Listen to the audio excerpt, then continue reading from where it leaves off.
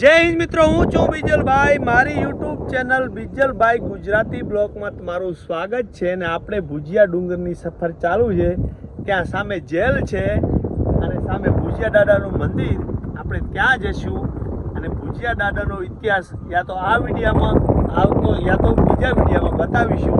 અને ભુજિયાની અહીંયા કિલ્લાની કેવી બનાવટ છે એ તમને બતાવવાની કોશિશ કરીશ. ગોવાલા બન્યા રહેજો એન્ડ સુધી. અને જે અગાઉ મેં વિડીયો એક બનાવ્યો એમાં તમને બે વસ્તુ કહેવાની રહી ગઈ હતી કે અહીંયા જે બુલંદ ખાનનો ભત્રીજો યુદ્ધ થયેલું જે 1785માં સંવંત એ વખતે કહે છે કે એને અહીંયા આ 2 કોઠા જીતી લીધેલા અને એની સેના આની અંદર પ્રવેશ થઈ ગયેલી. પણ પછી જે એમના જીયાજી ઠાકોર રોહાના એમને અહીંયા સામનો થયો. એમને આમને સામને એમની જોડેથી તલવાર લઈ અને એમના ઉપર જ અટેક કરી અને એમને મોતને ઘાટ ઉતારી દીધેલા. અને એ કેમ બન્યું કે મોરબીના જે કાયાજી એ એમની સાથે આવેલા ને અહીંયા જે આ યુદ્ધ જોયું એનું પરાક્રમ જોયું અહીંયા કચ્છીઓનું.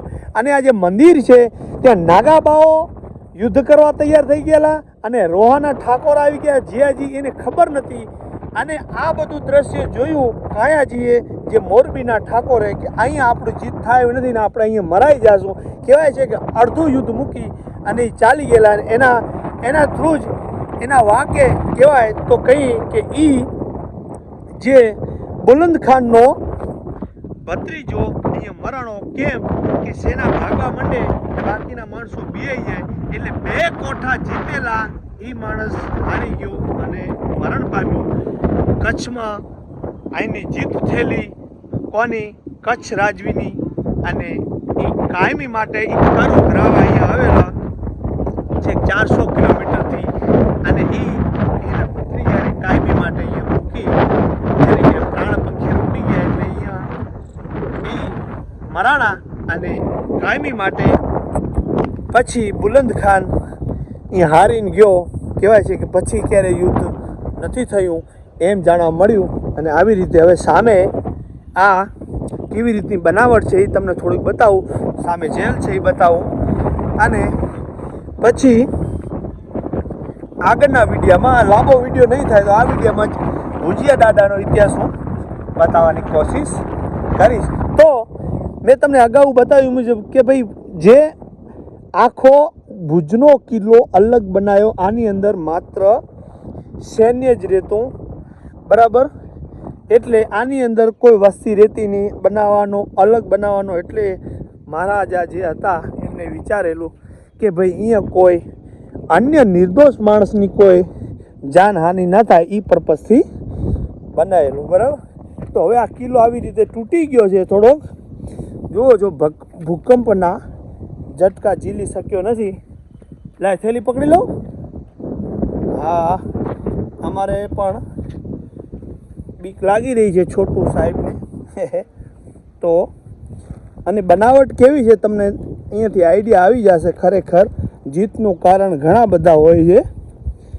જુઓ કે અંદર માણસ હાલી શકે અને 2 બાજુ દિવાલો, અને ક્યાંક અંદરની દિવાલ નથી તો બહારની દિવાલ મોટી છે અને ફાયરિંગ કરી શકે એવા બધા પોઈન્ટ. અને સામેથી ઉજાસ હવા પણ આવે અને ફાયરિંગ કરી શકે. મોટા બાખોરા જ્યાં છે તે તોપના છે, બરાબર. તો ત્યાંથી હું તમને બતાવું, વધારે આઈડિયા તમને આવશે કે આખું કિલ્લાનું બાંધકામ છે. ઘણા બધા જે કારણોસર અને ઘણી બધી વસ્તુને ધ્યાનમાં રાખી અને બાંધવાનું હોય છે તો જ એમની જીત થાય ને કે હારી જાય. જો અહીંયાથી અહીંયા એલ પડે છે આમ, એટલે આ બાજુથી સેના કોઈ પણ આવે મેન દ્વાર ઉપર પેલો અટક કરે. એટલે અહીંયા આ તોપનો પોઈન્ટ છે.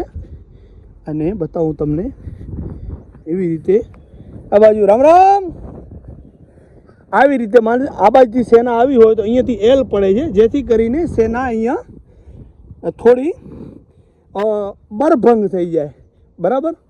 એટલે અહીંયા બધું ત્યાં મોટો કોઠો છે અને આ બાજુ પણ ત્યાં ઊંચો કોટો છે એટલે દૂરથી નિગરાણી રાખી શકે એવી રીતની બનાવટ છે. એટલે આવી રીતે અહીંયા હેલ પડે છે. કદાચ આ નીચે જે દરવાજો કદાચ તૂટી જાય તો સામે પણ તોડવો પડે. એટલે લોઢાના ચણા જેવું કામકાજ હતું. તેનાથી જ આ કિલ્લાનું વિજયનું કારણ બનવાનું કારણ એ જોઈ શકે. હવે આપણે જેલ છે ત્યાં જઈને વિડીયો ચાલુ કરીએ.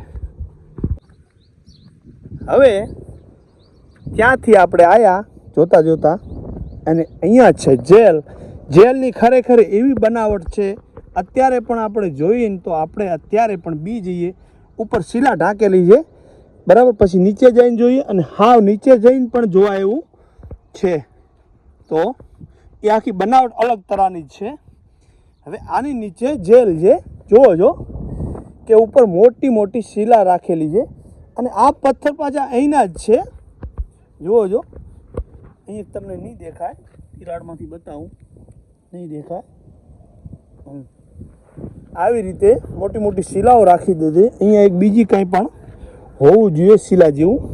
અને આવી રીતે 1 2 3 4 પાર્ટમાં આ બધા પથ્થર ઢાંકેલા છે. અને હવે નીચે જઈને બતાવું. ત્યાંથી આપણે અડધો પોણો કિલોમીટર હશે અહીંયાથી ભુજિયા દાદાનું મંદિર. અને ત્યાં પછી નવી દિવાલ છે જે પીર બાજુ સ્મૃતિવન છે એ સરકારે બનાવી. અને આ પાછી એમને એમ પડ્યું છે જે કંઈ કારણ હોય. તો હવે જેલમાં કોઈ છે કે નહીં એ આપણે જોઈએ. અને આ તમને મને બતાવી મુજબ કે બધા આ પોઈન્ટ છે બંદૂકના. અને અહીંયા આવા જ્યાં પોઈન્ટ હોય ને ત્યાં વધારે તો તોપનું જ સેક્શન હોય. એટલે હવે આવી રીતે આપણે નીચે ઉતરી જોઈએ. આ જે દરવાજો છે ને એ ઉપરથી નિગરાણી રાખ્યાનો છે. એટલે નજીકથી કાંઈ પણ પૂછવું હોય એ થોડું જોખમી હોય પણ દૂરથી માણસ નજર રાખી શકે. જુઓ જો કે આવી રીતે આ જેલ બરાબર. અહીંયાથી કાંઈ પણ માણસ શું કરે છે, સૂતો છે, બેઠો છે, શું કામ કરે છે. અને નીચેથી કોઈ રીતે માણસ ગમે એવો બળવાનો હોય તો આમાંથી નીકળી નથી શકે. નીચે જઈને તમને બતાવું. અને ઉપર જુઓ છો કે પાણી આવી ગયેલું છે. પાણી ક્યાંય નીકળે એવું નથી. હવે આ બધી આપણી ધરોહર આમ તો જોવા જઈએ તો ધ્વસ્ત થઈ રહી છે.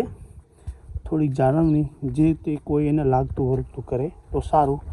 અને બિલકુલ સુમસાન અહીંયા એવું લાગે છે કે આપણી ઉપર કોઈ અટેક કરે ને તોય કોઈ બચાવવા ના આવે એવું અત્યારે આ ચિત્ર આવી રહ્યું છે.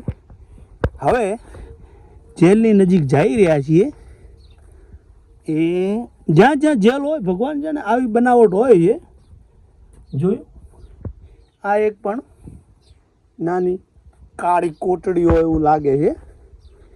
અને અહીંયા આવી ગયા છીએ જેલના બિલકુલ નજીક. જુઓ જો કે સાલું અંદર ઘૂસવાની તો બીક લાગે એવું છે. આ બિલકુલ ધ્વસ્ત થઈ ગયું છે. ધીમે ધીમે ઘૂસી આપણે. ઘૂસું કે ન ઘૂસો? હે નહીં ઘૂસું તો ઘૂસી જાય. તો બરુક હોય તો મોર ઘૂસી જાય તો એમ લાગે કે તો આગળ જતા બ્લોક બનાવી શકીશ. ડરતો નહીં? ડરું? ખરેખર બીક લાગે એવું છે. અહીંયા એક ખાસિયત એ છે કે અહીંયા જો આ 5 ફૂટ જેટલું લાંબો છે. કેટલી હેવી દિવાલ છે, તોપથી નથી તૂટે એવી. અને અહીંયા નાનો દરવાજો હશે એવું લાગે છે. તો હું ધીમે રહીને ઘૂસી જઈ. થોડું બીક લાગે એવું તો છે જ. કેમ કે અહીંયા જો ભાઈ કાંઈ બીના બને સરપ છે, કોઈ અહીંયા જનાવર ન હોય એવી કોઈ ગેરંટી નથી. તો ધીમે રહીને આપણે ઘૂસી જાય. ચીમા ચેડિયા પહેલથી ચૂં ચૂં ચૂં ચૂં કરી રહ્યા છે. શાયદ આવતા હશે પણ અંદર તો કોઈ માણસ નહીં ઘૂસતું હોય. તો આવી રીતે આની સાઈઝ છે લગભગ 60-70 ફૂટ તો નહીં હોય, 50-60 ફૂટ પહોળી છે. અને આવી રીતે 50-60 ફૂટ આમ પહોળું છે. અને ઉપર 50-60 ફૂટ જેટલું છે બરાબર. આવી રીતે આ જેલ છે. અને શી ખબર આમાં પગ મૂકીએ તો કઈ રીતનું છે કાંઈ ખબર પડતી નથી. ઓચિંતા ક્યાંક પહોંચી જમીન હોય ઘૂસી જઈએ તો તો આવી રીતે કાંઈ લાગી રહી છે આ ભુજિયા કિલ્લાની અંદર આ જેલ, બરાબર. હવે બારે જઈને તમને